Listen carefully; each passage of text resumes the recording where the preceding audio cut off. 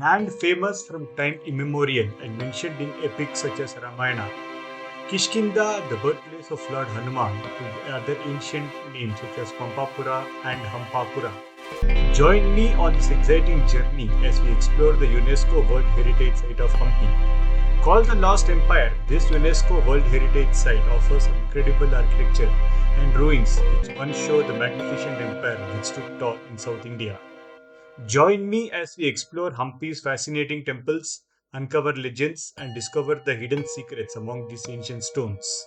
Whether you are an adventurer, a history lover, or someone simply who is curious, Hampi promises an unforgettable journey through time. Subscribe to my channel for more historical videos where I explore such ancient sites.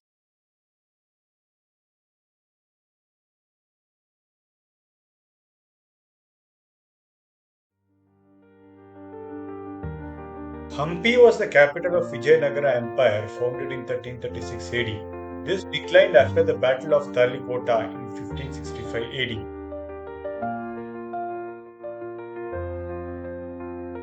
First stop is Kadlekalu or Mustard Ganesha. This statue is thought to have been built by a trader who was dealing with mustard seeds, as he had funded the sculpting of this Ganesha, hence the name Kadlekalu Ganesha. This is carved from a single rock. Minor restoration work was done by ASI before it was stopped in the 1980s.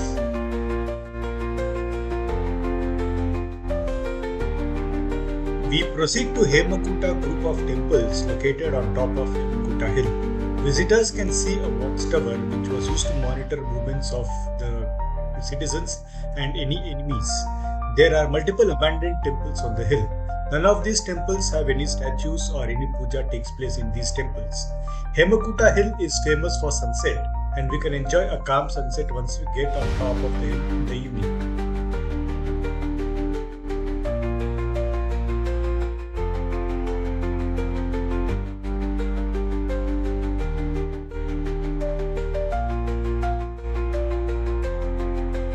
After completing the tour of Hemakuta temples, we move on to Paksha temple. This is one of the main highlights of Hampi and the only temple where regular puja is being done. The temple is famous for its inverted image, where the light from the Gopura falls at a particular angle, creating an inverted image of the Gopura. We can see intricate sculptures on the walls of the temple depicting various stories from mythology. The walls of the temple glow and carved with royal emblem of the Vijayanagara and day-to-day activities of its citizens. There is also a stepped well whose water is used for various rituals and pujas.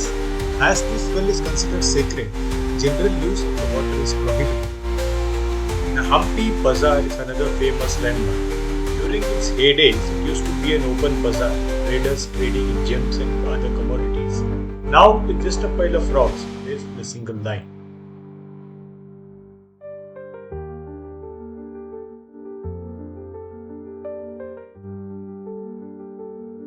Ganesha, which is famous along with Mustard Ganesha, is the groundnut or Kadlekalu Ganesha.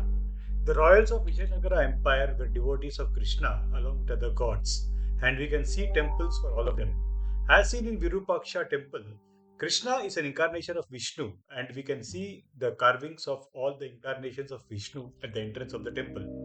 The temple walls are adorned with carvings of dancers and other images from our Puranas along with other local folklore.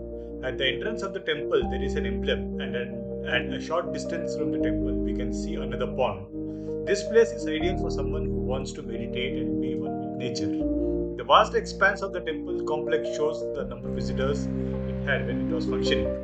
We can see Bhojanalayas which used to feed devotees, and the temple Gopura showcases the architectural brilliance with its detailed carvings.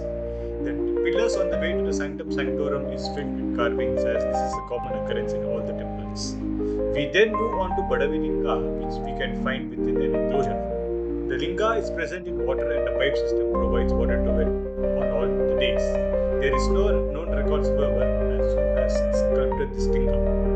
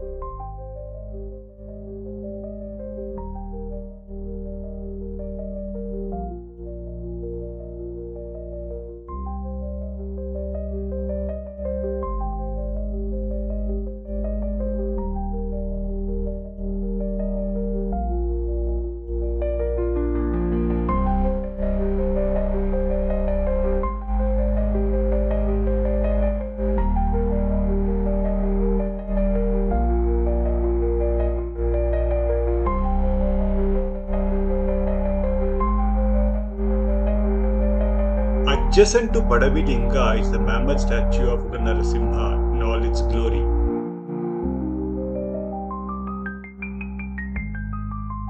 Next on the list was the Sister Stone. Legend has it that two sisters were cursed after they commented about the ruins. Finally, we visit the underground Shiva temple, which was supposedly worshipped by nobles.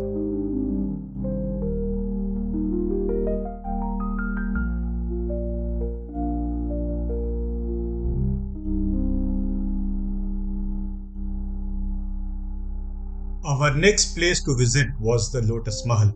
The Mahal was primarily designed for the queen's entertainment chamber. There was a series of pipes which sent water from a nearby pond to keep the place cool in summer.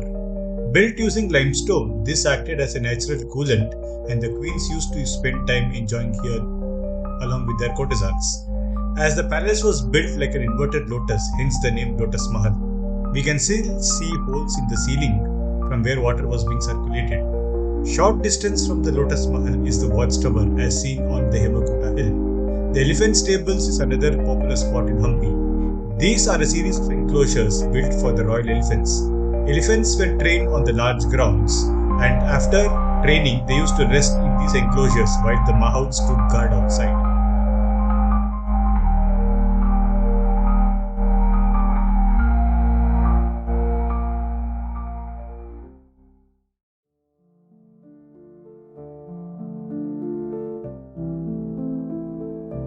Walking further from the elephant stables, we see two abandoned and dilapidated temples. One of these is the Pashunatha Jain temple. This temple indicates that Jainism was also a prominent religion during the Vijayanagara Empire, and Jains were primarily traders who came here for trading, and they had their own temples for worship.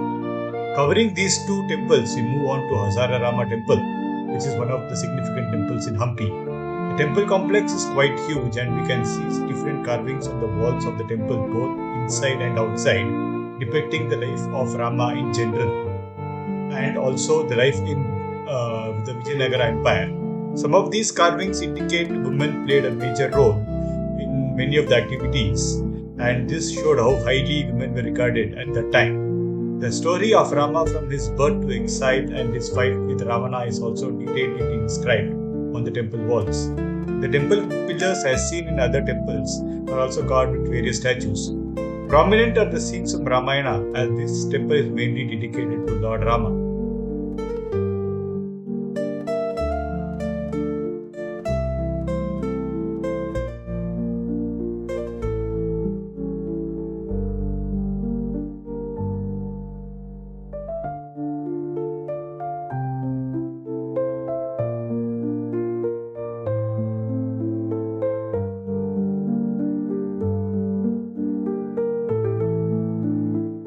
The next set of places to cover were the Royal Enclosure, Step Tank, and Queen's Bar. The Royal Enclosure was a set of housing spaces built for VIPs and nobles.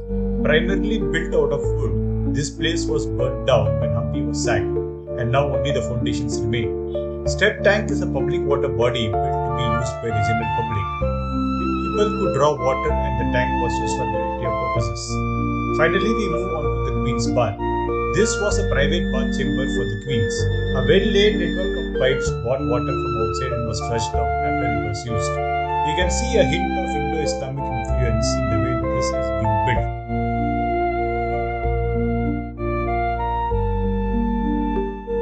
The crown jewel of Hampi, the stone chariot and Vijayavitala temple complex was our next stop. Inspired by the Sun temple in Konark after his victory in Orissa, King Krishnadevaraya commissioned the stone chariot to be built. Garuda, the vehicle of Lord Vishnu, is present inside. The complex has a multifaceted statues sculpted by the talented artists. A single stone takes multiple shapes depending on how the hand is being kept. We can see ruins of old temples in the courtyard and carvings indicating qualities of a king, and other stories from Ramayana, Mahabharata are also shown on the pillars. The vast temple complex shows how famous this place was, which is still evident based on the number of people who visit Hampi each year.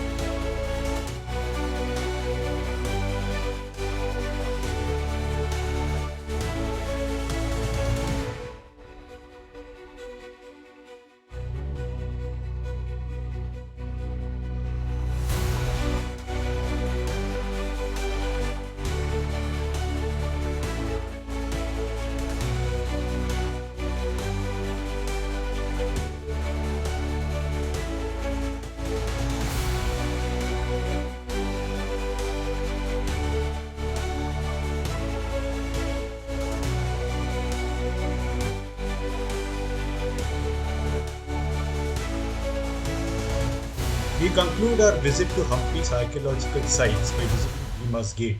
This is a large door which were used by people. Carvings on the stone show people used to prostrate before entering. Hampi is more than just ruins. It is a journey into India's rich history and spirit. We hope this video gave you a taste of that. If you feel inspired to explore Hampi yourself, make sure to plan your trip for the cooler months to get the best experience. Let us know in the comments if you like to see more videos like this or if you have any questions about planning your own trip. Don't forget to subscribe and hit that notification bell so you'll be the first to join us on our next adventure. Thanks for watching.